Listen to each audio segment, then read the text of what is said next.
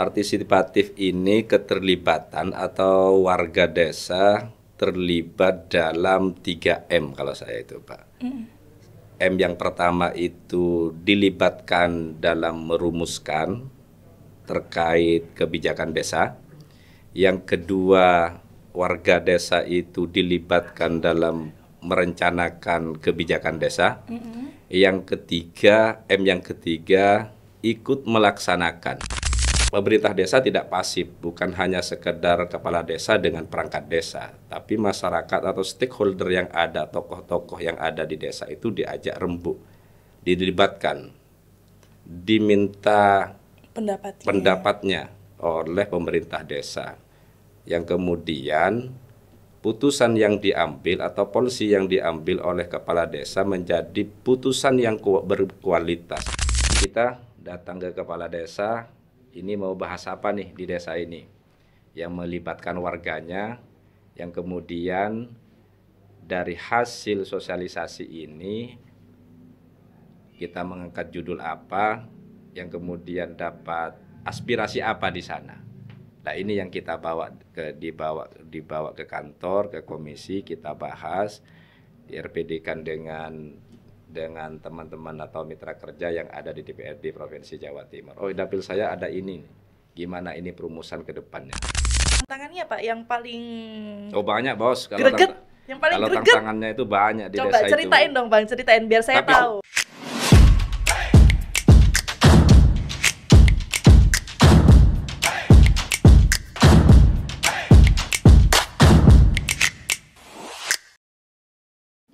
Assalamualaikum, selamat siang Bapak Hasanuddin dari anggota Komisi A DPRD Jawa Timur. Selamat pagi Bapak. Selamat sore. Selamat sore. Iya. Udah sore nih ya, lupa saya. Nggak lihat jam-jamnya mati nih ternyata. Belum diisi. Selamat sore Bapak Hasan, apa kabar hari ini Bapak? Baik. Baik ya. Tadi dari mana Pak kalau boleh tahu, habis rapat kah?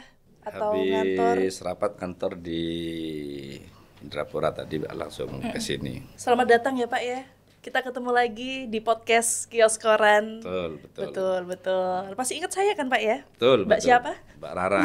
Malah tebak-tebakan. Bukan Mbak Nia lagi ya Pak? Bukan. Tadi habis dari kantor langsung ke sini Pak? Mampir ngopi sebentar. Oh pantesan. Ya, gitu. Pantesan aja lama kita nunggu di sini. Sudah 5 jam. Tadi kenapa Bapak nggak telepon saya suruh ngopi juga Pak? Loh, saya kan nggak pernah punya nomornya. Dikasih dong. Waduh, kalau dikasih rodok bahaya ini. Bahaya, jangan, nggak usah. Oke Pak Hasan, saya lupa ini Pak Hasan ini asli mana Pak ya? Lamongan, Gresik? Gresik. Oh Gresik ya, benar. Aslinya Gresik, dapilnya juga Gresik Lamongan. Gresik Lamongan ya, betul. Berarti saya masih ingat sedikit dengan Bapak Hasan karena kita sudah 2 kali ketemu di beberapa waktu lalu ya Pak ya. Dan Pak Hasan ini dari Komisi A yang dibahas ini adalah tentang hukum, kemudian pemerintahan, kemudian ya rentetannya banyak sih. Garis besarnya Komisi A itu mitranya terkait dengan tupoksinya, terkait dengan pemerintahan dan hukum. Baik. Di waktu lalu kita membahas beberapa hal terkait yang kalau ada di... nggak salah itu membahas pelayanan publik pelayanan publik sama Sekolah Rakyat. Iya, SR. ini kita nggak jauh-jauh ya, tetap tentang perdesaan, tentang sekolah rakyat, bukan tentang sekolah rakyat sih, maksudnya mengarah ke masyarakat yang ada di pedesaan gitu kan. Ini saya baca di koran ini Pak. Betul. Lagi baca di koran ini pada bulan Juli di tahun 2024, instruksi Menteri Desa Satu tahun yang lalu. Ini ada instruksi dari Menteri Desa yang mengatakan kepada pendamping desa agar aktif mengajak masyarakat berpartisipasi dalam pembangunan desa, karena desa itu harus berbasis masyarakat. Nah, di episode kali ini Pak Hasanuddin kita akan membahas terkait membangun desa yang partisipatif. Sebenarnya Pak Hasan, saya juga masih bingung ini kan ya. Sebenarnya desa partisipatif itu menurut Bapak ini seperti apa sih? Mbak Rara pernah dengar lagunya Iwan Fals? Yang mana? Kalau Iwan Fals banyak, Yang Pak. tentang desa? Gadis desa itu bukan? Bukan, desa. Desa itu adalah kekuatan katanya Iwan Fals Oke. itu ya. Yang gimana Pak lagunya Pak? Boleh Nah saya itu saya dengar? juga gak Loh, loh, hafal loh. semua. Nanya tapi nggak tahu lagunya ini Bapak gimana. Apa pertanyaan tadi, Pak? Dulu. Bapak ini minum dulu mungkin Iya, Pak. iya, iya. Untuk desa partisipatif ini Pak, ini kan saya masih belum tahu ya tentang desa partisipatif yang katanya Menteri Desa ini kan kalau bisa masyarakat ini diajak untuk berpartisipasi Itu. dalam hal apapun. Itu salah satunya. Gini, kalau saya mengistilahkan ya, partisipatif ini keterlibatan atau warga desa terlibat dalam 3M kalau saya itu, Pak. M yang pertama itu dilibatkan dalam merumuskan terkait kebijakan desa. Yang kedua, warga desa itu dilibatkan dalam merencanakan kebijakan desa. Yang ketiga, M yang ketiga ikut melaksanakan. Pertama merumuskan, merencanakan dan melaksanakan.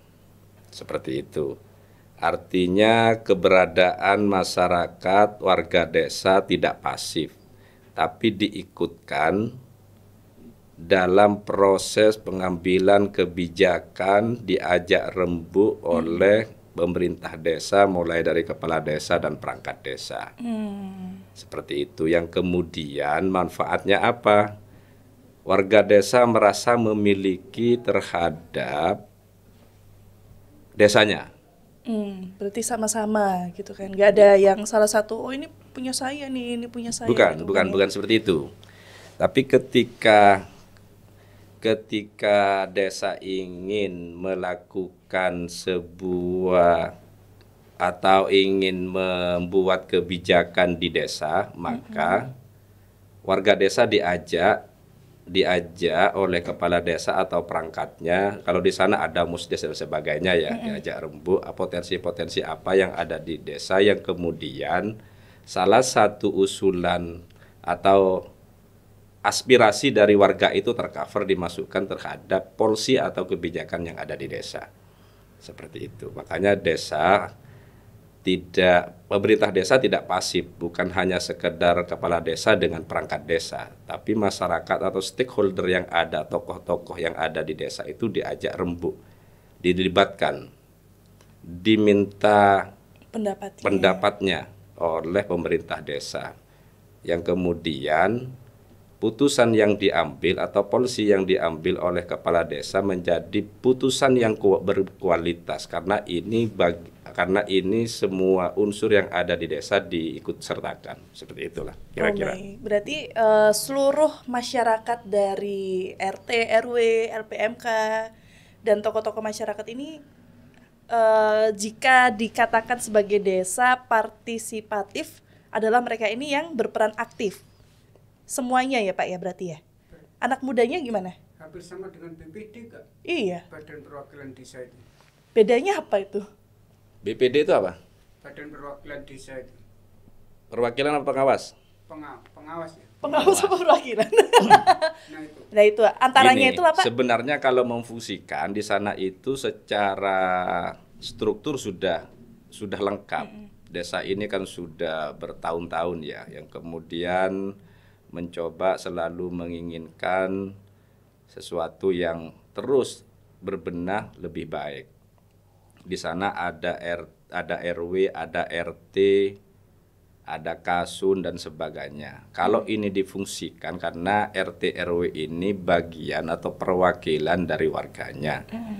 Lah, pertanyaannya apakah RW dan RT ini benar-benar aktif di bawah, yang kemudian Pak RW atau Pak RT ketika diajak rapat oleh kepala desa membawa aspirasi dari warganya. Nah, itu pertanyaannya. Aspirasi atau usulan yang dari warga setempat itu yang melekat kepada Pak RW atau Pak RT itu membawa kepentingan dan aspirasi ya dari masyarakatnya, bukan atas nama pribadinya. Seperti itu. Baik, berarti desa partisipatif ini terkait konsep pembangunan desa yang menekankan keterlibatan aktif masyarakat desa. Bukan hanya di sektor pembangunan ya. Pembangunan itu ya bukan yang dimaksud pembangunan itu bukan hanya sekedar di infrastrukturnya. Tapi apa aja, Pak? Ada pelayanan, ada ekonomi kreatif, potensi yang ada di desa itu. Makanya kalau gini, desa itu kalau yang saya baca ada desa mandiri, ada desa maju, ada desa tertinggal, ada desa sangat tertinggal, kan gitu kan? Oke, ada 4 berarti ya? Ada empat. Lah ini tidak lepas dari kemampuan dan kemauan seorang atau pemimpin yang ada di desa. Kuncinya paham dan mau. Paham saja, kalau tidak mau maka tidak bisa. Di desa itu yang kita tahu ada anggaran dari dana desa, yang kemudian ada pendampingnya, kan seperti itu kan ya, seperti yang disampaikan oleh Mbak Rara tadi, bahwa di desa ada pendamping desa yang itu dari kementerian, seperti untuk mendampingi bagaimana lajunya anggaran desa ini supaya tepat sasaran dan sebagainya, bisa bermanfaat ke masyarakat. Itu bagian dari supaya desa ini menjadi desa yang kuat dan mandiri.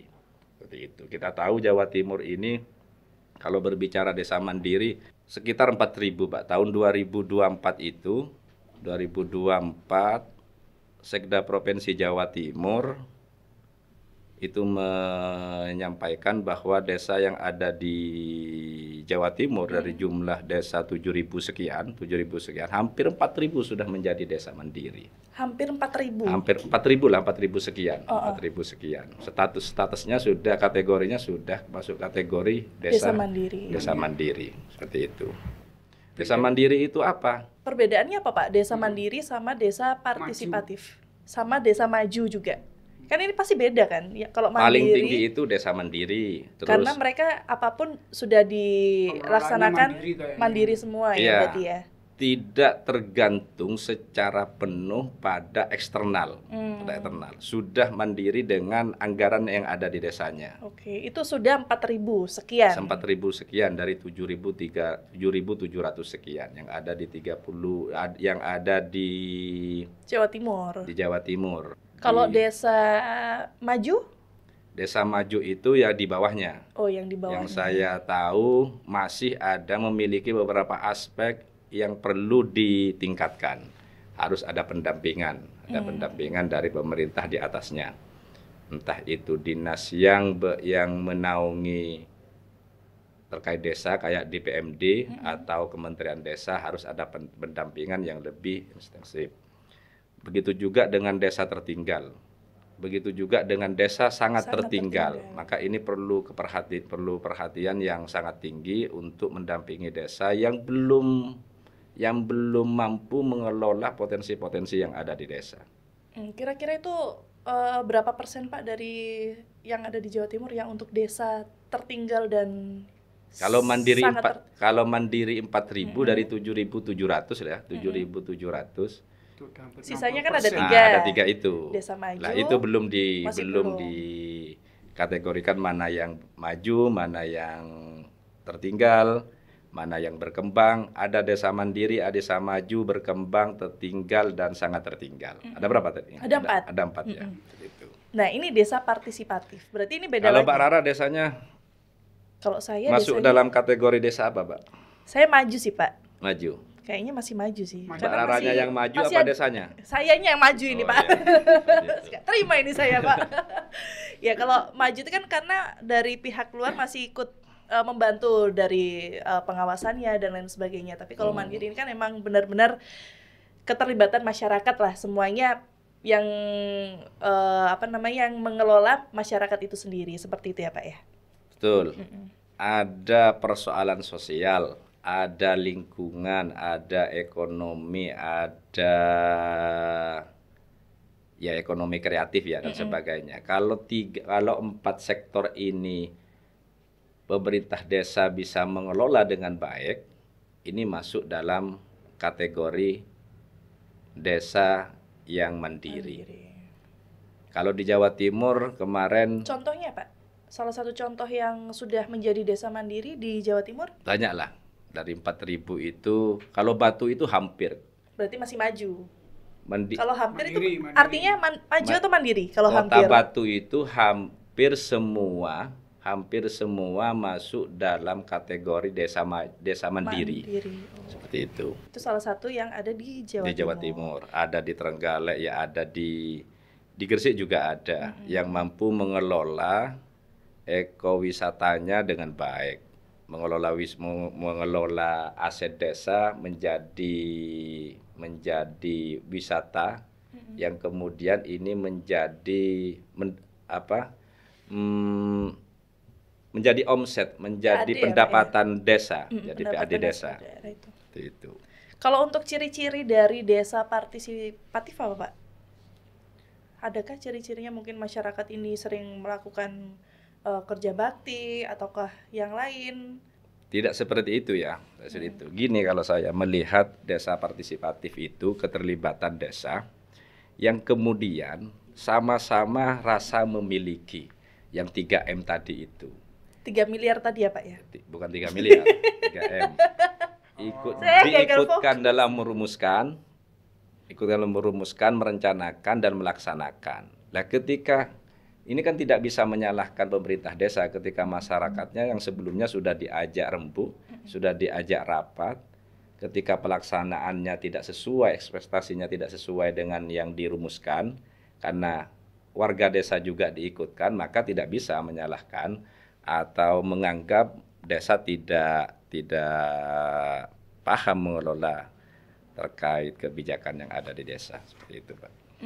Tapi kayaknya kurang satu deh M-nya, menginformasikan. Nah, menginformasikan, mengedukasikan. Nah, jadi menginformasikan keluar, biar datang desanya menambah PAD.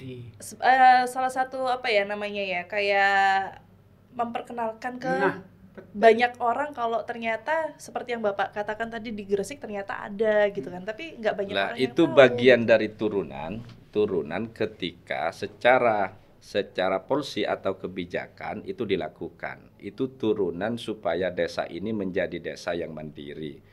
Nanti banyak harus punya platform terkait bagaimana desa ini dikenal, bahwa di desa ini ada wisatanya, di desa ini ada potensi ekonomi kreatif dan sebagainya. Itu turunan dari supaya desa ini menjadi desa yang mandiri, seperti itu Pak. Okay. Termasuk penguasaan digital, masyarakatnya paham digital dan sebagainya, itu turunan dari yang saya sampaikan tadi itu. Baik, kita masuk lagi ke desa partisipatif ya Pak. Ya, partisipatif. Nah ini kalau pemerintah sendiri dari DPRD Jawa Timur punya dukungan apa sih Pak biar desa ini biar makin partisipatif lagi? Mungkin masyarakatnya itu kan banyak yang nggak mau ikut campur dalam mengelola. DPRD Provinsi Jawa Timur itu dibagi beberapa komisi. Ada komisi A, B, C, D. Kebetulan saya ada di komisi A yang rekan kerjanya dengan DPMD, OPD DPMD Provinsi Jawa Timur yang ngurus terkait desa. Nah, saya terus kami mendorong sebagai anggota DPRD Provinsi Jawa Timur dengan komisi A bersama-sama mendorong DPRD supaya kinerjanya optimal. Di sana ada anggaran yang kita usulan dari DPMD yang kemudian kita sahkan bersama-sama eksekutif, bagaimana anggaran ini menjadi kinerja yang optimal, yang tentunya untuk desa-desa se-Jawa Timur, karena provinsi ini menaungi dari 7.700 tadi desa yang ada. Tapi tidak gampang loh ya Pak ya, 7.000 ini jumlah yang banyak. Banyak sekali. Seperti itu, oke. Terus untuk DPRD sendiri kan pasti punya kegiatan seperti pembinaan, kemudian pendampingan, dan melakukan pengembangan kepada desa. Nah, apakah sampai saat ini dari DPRD sendiri sudah sejauh apa gitu untuk pelaksanaannya? Kalau di luar mitra kerja, maksud saya di luar di PMD Provinsi Jawa Timur, kita ini anggota ini mengajak desa atau bersosialisasi ke desa, karena di kantor ini ada namanya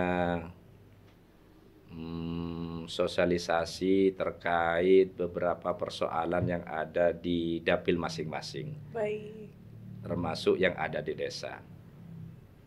Nah, jadi kita datang ke kepala desa, ini mau bahas apa nih di desa ini, yang melibatkan warganya, yang kemudian dari hasil sosialisasi ini kita mengangkat judul apa, yang kemudian dapat aspirasi apa di sana.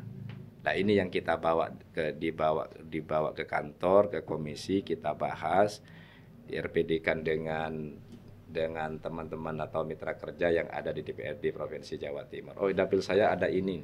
Gimana ini perumusan ke depannya, seperti itu. Kalau di dapilnya Bapak sendiri bagaimana? Kan Ya, ada Gresik sama Lamongan. Sama Lamongan. Untuk desa partisipatifnya saat ini sampai sejauh mana? Apakah Bapak ikut terjun melakukan sosialisasi, kemudian pembinaan kepada masyarakat yang ada di Gresik wilayahnya ini Bapak? kalau nggak salah ada 350 desa dari 350 desa. 350 desa kelurahan ya, 3 kelurahan dari 18 kecamatan yang ada di Gresik. Kalau Lamongan lebih besar, 27 kecamatan, sekitar 400 sekian desa. Totalnya sekitar Totalnya 700 lewat 700, ya? hampir Sekian, 800 ya. hampir 800. Seperti yang saya sampaikan bahwa di luar mitra kerja kita selalu mendengarkan aspirasi dari kepala desa, yang kemudian aspirasi itu kita bawa ke Jawa Timur. Kita bahas di sana apakah ini masuk dalam kategori yang bisa di ranking, ini perlu dibantu atau tidak dibantu, seperti itu, sesuai dengan porsi anggaran yang ada di OPD, di PMD atau di OPD yang lain, seperti itu, Pak. Terus untuk tantangannya Pak yang paling banyak, Bos. greget, yang paling kalau greget, tantangannya itu banyak di coba desa itu. ceritain dong Bang, ceritain biar saya tahu. Tapi kuncinya dua. Apa Pak? Mampu dan mau. Mampu dan mau. Nah, betul sekali. Seorang pimpinan atau kepala desa atau perangkat desa, yang pertama secara SDM mampu untuk mengelola. Oh, ini desa ini dipotret di peta, seperti itu. Luasnya berapa, potensinya Pemetaan apa, berarti ya, Pak, ya? pemetaan di sana, dimitigasi dan sebagainya. Kemampuan secara SDM memotret desanya, kira-kira ini anggaran sekian, potensinya untuk mengembangkan desa seperti apa. Nah, ini tergantung kepala desanya, tergantung pemerintah desa, seperti itu. Di samping itu mau. Kalau hanya mampu tapi tidak mau, maka tidak bisa jalan. Apalagi menuju desa mandiri. Tidak mungkin, Bos. Ini persoalan yang complicated di sana. Seperti itu. Kalau mau tapi tidak mampu bagaimana Pak? Mau tidak mampu juga tidak jalan. Tidak jalan Tidak ya? jalan. Berarti harus dua-duanya jalan. Salah satu sisi desa mau ini bisa mau mendengarkan apa yang diusulkan, apa yang disampaikan oleh warganya ke pemerintah desa.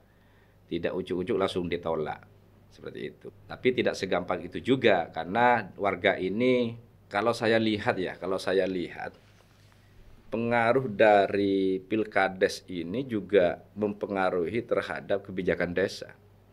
Bahkan setahun 2 tahun dari kubu sebelah juga tidak menerima, selalu menjadi otokritik terhadap desa, selalu mengkritisi kebijakan desa.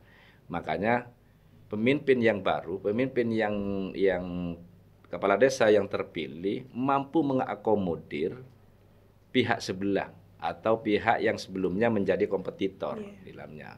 Nah, ini kalau tidak mampu akan mempengaruhi terhadap kebijakan desa.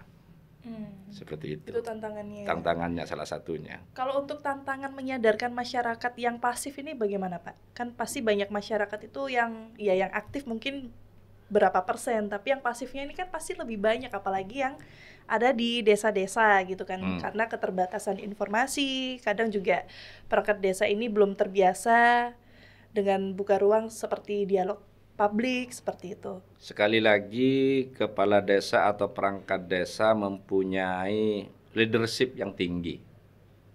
Leadership yang tinggi, kemampuannya melebihi warganya. Atau kalau tidak, maka mendatangkan orang yang ahli untuk mengelola desa. Untuk mengelola desa, pemetaan yang tadi. Ini ekonomi seperti apa, ini budayanya mau dibawa kemana, ini seninya dibawa kemana, dan sebagainya. Karena di desa ini komplit. Kepala desa ini yang selalu bersentuhan langsung dengan warga. Ada persoalan sedikit, lapor ke kepala desa. Ada persoalan-persoalan yang ada di desa, yang ada di warga, ini kan langsung ke desa. Seolah-olah kepala desa juga dituntut harus menyelesaikan dalam waktu itu juga. Iya, betul. Seperti itu. Tanpa waktu. Nah, untuk anak-anak mudanya nih Pak, kan kalau di desa partisipatif itu kan harus melibatkan banyak masyarakat yang aktif gitu kan dalam pengelolaan desa tersebut. Kadang anak muda itu kan kayak jangan pun ikut terlibat. Kumpul itu apa ya bahasa Indonesianya? Kumpul. Nah, ini kalau misalnya anak muda jangan pun kumpul sama jangan pun ikut terlibat dalam mengelola desa atau wilayahnya masing-masing. Kumpul sama orang yang sepuh-sepuh itu kadang kayak males gitu loh Pak. Anak-anak Karang Taruna itu kan biasanya anak-anak itu sama-sama se-circle-nya masing-masing gitu kan, nggak mau ikut menjaga, ayo Rek, bareng-bareng kita bikin ini desanya mau dibikin apa. Nah, itu gimana cara menyadarkan mereka supaya mereka ini juga dikasih ruang. Kalau saya kepala desa memberi ruang atau porsi anggaran yang ada di desa yang kemudian dikelola atau diusulkan. Tadi yang disampaikan Mbak Rara tadi bahwa ada Karang Taruna, itu bagian dari perwakilan pemuda yang ada di desa.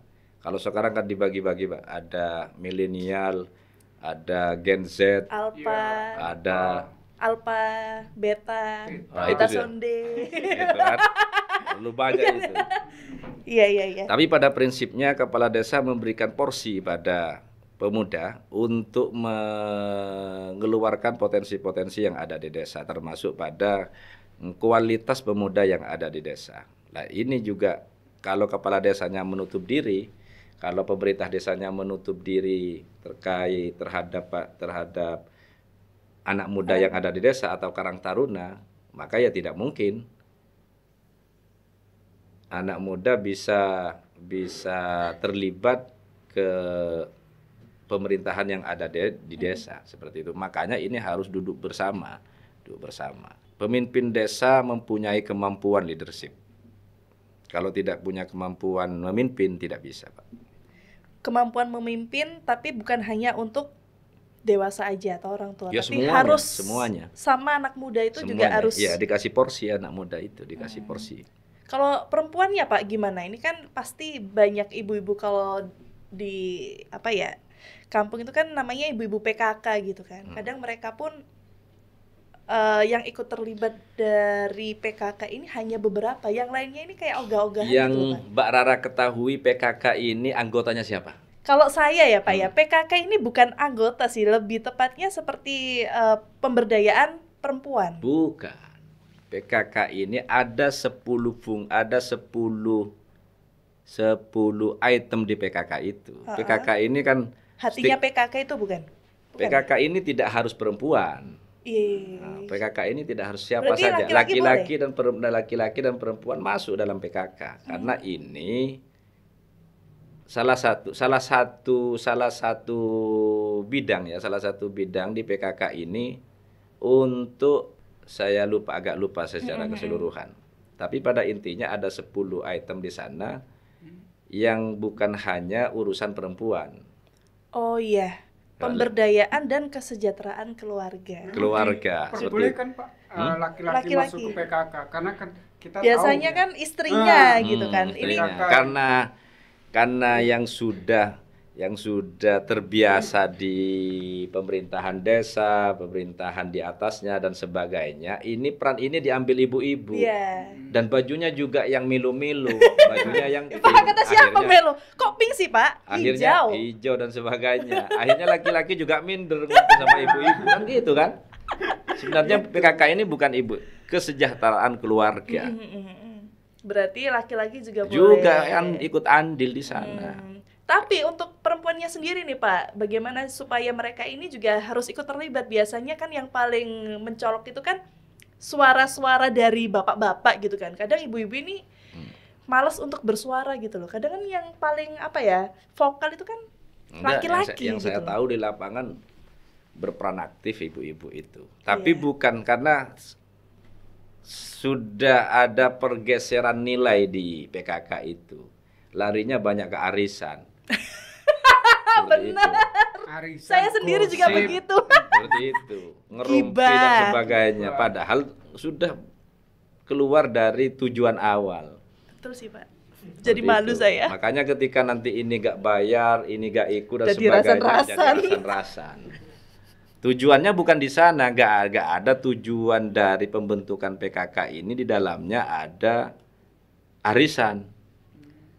Sebenarnya arisan itu cuman untuk mengumpulkan mungkin ya Pak ya. Ya, Kalau nggak tapi- ada arisan kan nggak mungkin ngumpul. Tapi ibu-ibu ini. tujuan utamanya akan ditinggalkan. Iya, Bukan harus- saya menyalahkan arisan. Betul, Seperti betul. itu.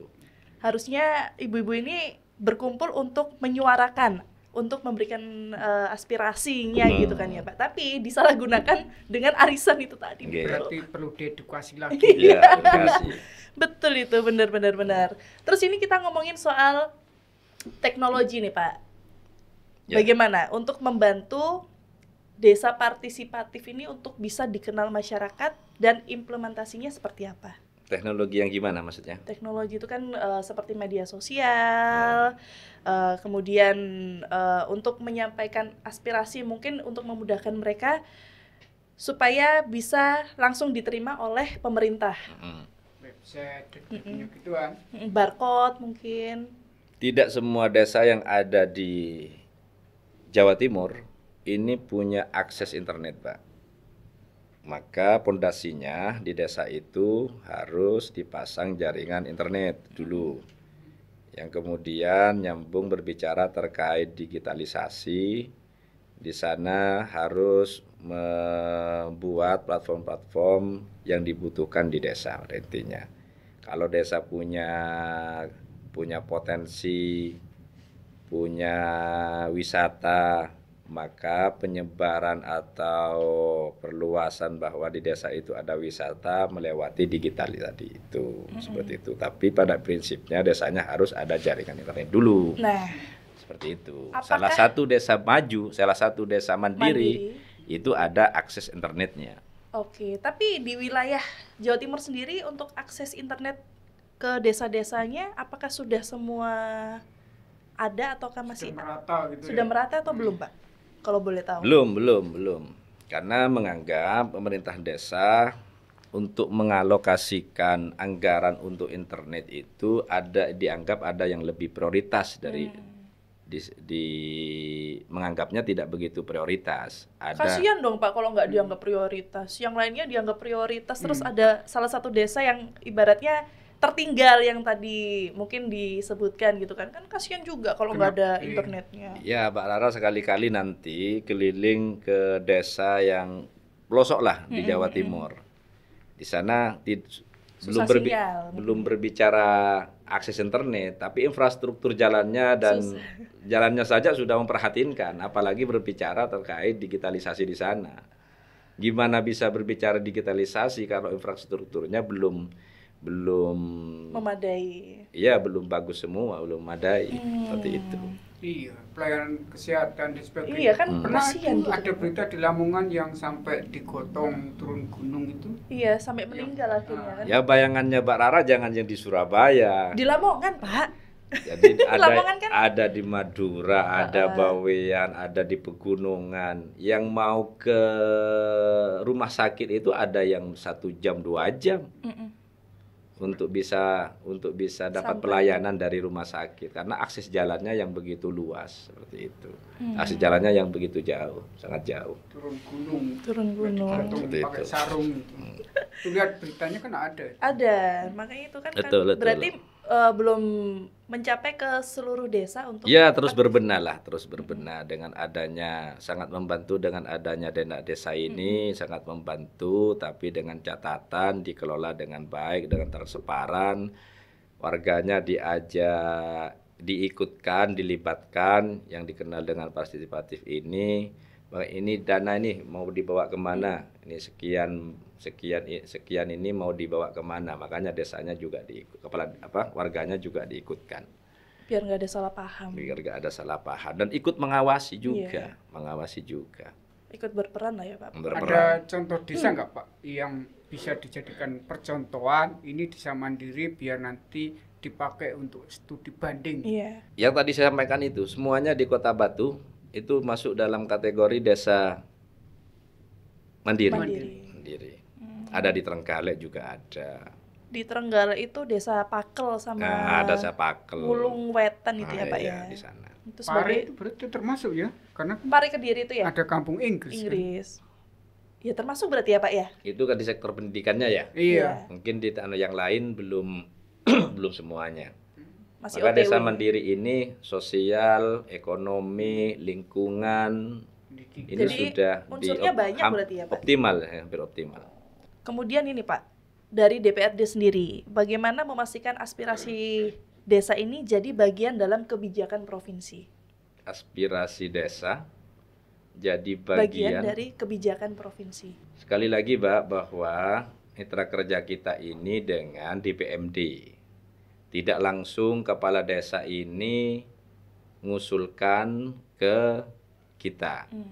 Bisa juga seperti itu, kita melalui pendekatan, kita punya reses di sana, mendatangkan kepala desa, mendatangkan perangkat desa, mendatangkan warga desa, apa aja ini yang perlu diusulkan. Kemungkinan ini bisa kita sampaikan di provinsi, seperti itu. Walaupun tidak semuanya bisa kita cover, karena kemampuan porsi anggaran yang tadi itu. Oke. Gitu. Baik. Terus kalau misalnya sewaktu-waktu nih Pak, terjadi konflik di desa soal tanah ataupun program, nah ini solusinya dari pemerintah bagaimana? Kan pastinya ada yang ada konflik yang ternyata di wisatanya ini ada di tengah-tengah dua desa gitu loh Pak. Perbatasan seperti Lumajang dan mana itu ya? Kalau gunung apa namanya? Yang paling tertinggi di Jawa Timur itu? Semeru. Ya Gunung Semeru itu kan juga ada perbatasan Lumajang dan Malang kalau nggak salah. Iya, itu gojokan sewu air terjun itu. Nah itu misalnya seperti itu bagaimana Pak? Harus mendapatkan informasi yang utuh. Lakukan mitigasi yang bagus, yang utuh, dapatkan informasi yang benar, baru kita mendapatkan solusi yang baik. Tidak mungkin mendapatkan win-win solution atau mendapatkan solusi ketika kita mendapatkan hanya satu sisi informasi. Maka dari dua pihak itu kita harus mendapatkan informasi yang jelas. Jelas kita buka di desa, kalau persoalan tanah di desa ini ada letter C, terus dibawa ke BPN, letter C ini sejarah tanah, di BPN itu juga ada riwayat tanah dan sebagainya, didudukkan bareng bahwa yang benar seperti ini, seperti itu. Maka yang penting tidak terafiliasi ke salah satu pihak. Ketika kita terafiliasi ke salah satu pihak, maka memperkeruh suasana tersebut. Karena urusan tanah ini urusan yang sensitif, Mbak. Iya, Urusan sensitif. betul. Kalau di Madura ini yang prinsip pertama ini istri, yang kedua tanah, ini nggak boleh diganggu gugat. Ini yang masalah prinsip. Nomor satu istri ya? Ya, Tetap istri ya Pak? Istri. Itu urusan yang Ganggu prinsip. itu. Nggak boleh diganggu gugat. Maka saya katakan bahwa urusan tanah ini urusan sensitif.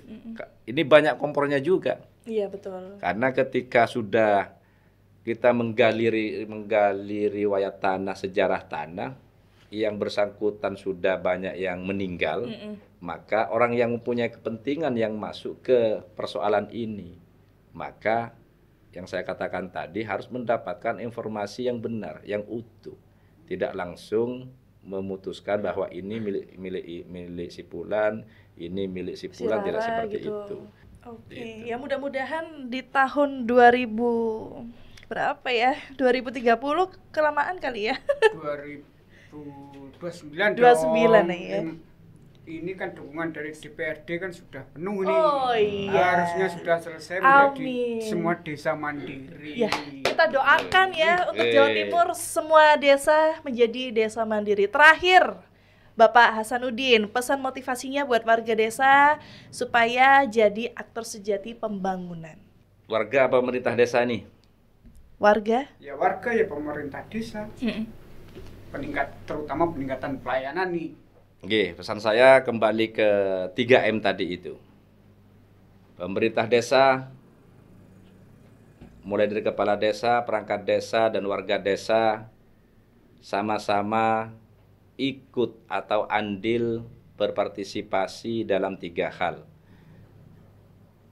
Ikut merumuskan, ikut merencanakan, ikut melaksanakan. Asik. Seperti itu. Luar biasa, Bapak Hasanuddin, anggota Komisi A DPRD Jawa Timur. Terima kasih Bapak untuk ilmunya yang sudah dikasih hari ini buat teman-teman yang nonton terkait membangun desa partisipatif. Ingat teman-teman ya, partisipatif masyarakat ini dalam perencanaan dan pembangunan desa adalah elemen krusial untuk mencapai desa mandiri. Betul ya Bapak? Betul. Terima kasih Bapak Hasanuddin sudah mampir ke podcast Kios Koran. Salaman sih Pak, gak salah saham. Salah saham. Ketemu lagi ya Pak ya di episode selanjutnya. Oke guys, kita udahan dulu. Ketemu lagi di episode podcast Kios Koran selanjutnya.